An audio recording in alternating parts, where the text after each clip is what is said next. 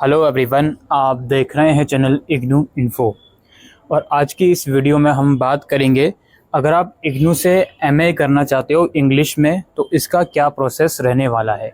तो बहुत ही डिटेल में हम इस वीडियो के अंदर सारी चीज़ें डिस्कस करेंगे। सिर्फ आपके कोर्स के बारे में नहीं, एडमिशन लेने के बाद एक स्टूडेंट को जो सारी चीज़ें पता होनी चाहिए इग्नू से रिलेटेड, वो सब आज की इस वीडियो के अंदर हम डिस्कस करने वाले हैं। तो सबसे पहले इसका एलिजिबिलिटी है बैचलर डिग्री, किसी भी स्ट्रीम में आपने पास किया हुआ है तो आप इस प्रोग्राम के लिए एलिजिबल हो।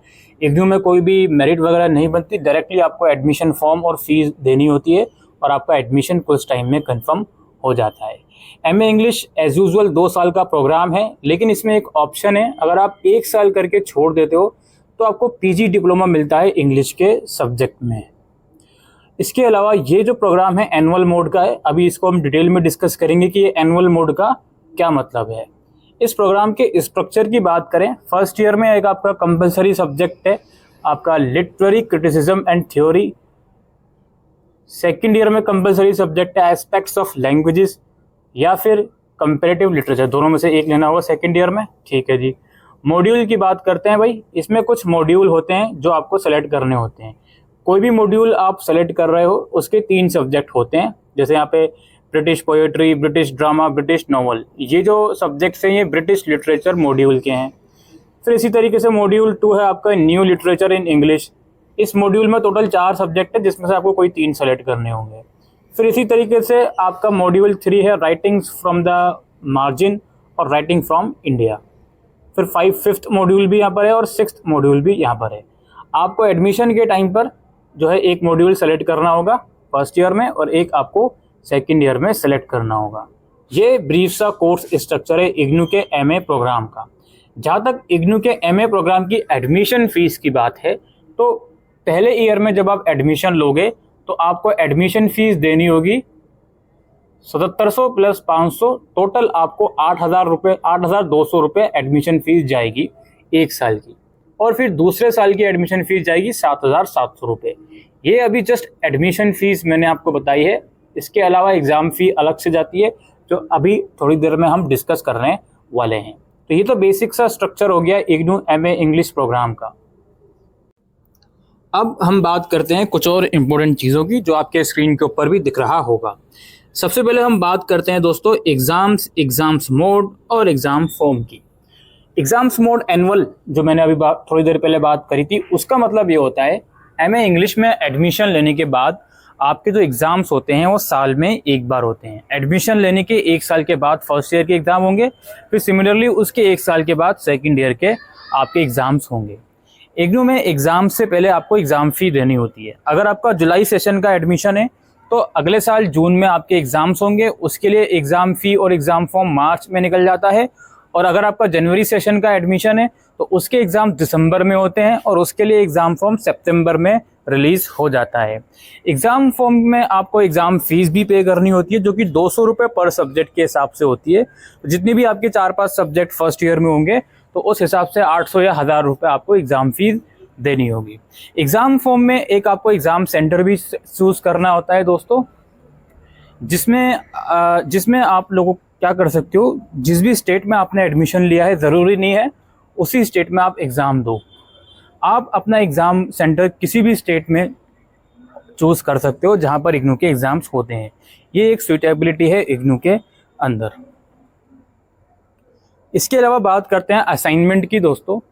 जैसे एग्ज़ाम्स का मोड है वैसे ही असाइनमेंट का मोड चलता है इग्नू के अंदर। असाइनमेंट भी एनुअल मोड में ही सबमिट होते हैं। आप फर्स्ट ईयर के एग्ज़ाम अगर जून में देने वाले हो तो मार्च अप्रैल में असाइनमेंट सबमिट होते हैं, और अगर फर्स्ट ईयर के एग्ज़ाम दिसंबर में देने वाले हो तो सितंबर अक्टूबर में असाइनमेंट सबमिट होते हैं। मैं लिंक डिस्क्रिप्शन में दे दूंगा, वहाँ जाकर आप असाइनमेंट को डाउनलोड कर सकते हो। जब भी आप असाइनमेंट का क्वेश्चन पेपर डाउनलोड करो तो उसमें ये देख लीजिएगा कि वो सेशन वो आपके लिए वैलिड है या नहीं। क्वेश्चन पेपर उसमें साफ साफ लिखा रहता है कि वो क्वेश्चन पेपर किन किन बच्चों के लिए वैलिड है। असाइनमेंट आप लोगों के स्टडी सेंटर में सबमिट होते हैं। एडमिशन फॉर्म में आपने स्टडी सेंटर सेलेक्ट करा होता है, वहाँ पे आप लोगों के जो असाइनमेंट है वो सबमिट होते हैं। जब असाइनमेंट सबमिशन का टाइम नज़दीक आता है तो आपका जो रीजनल सेंटर है वो गाइडलाइंस रिलीज़ करता है कि असाइनमेंट कैसे सबमिट होंगे, ऑनलाइन या ऑफलाइन। तो उस हिसाब से आप लोग असाइनमेंट सबमिट कर सकते हो। इसके बाद बारी आती है स्टडी मटेरियल की और क्लासेस की। स्टडी मटेरियल कोरियर के थ्रू आपके घर पे भेज दिया जाता है एडमिशन लेने के 5-6 महीनों के बाद। अगर मैं बात करूं जुलाई सेशन की, तो दिसंबर या जनवरी तक आपके घर पे आपको स्टडी मटेरियल भेज दिया जाएगा। और यदि अगर बात करें जनवरी सेशन की, तो जुलाई या अगस्त तक आपको स्टडी मटेरियल आपके घर पे भेज दिया जाएगा।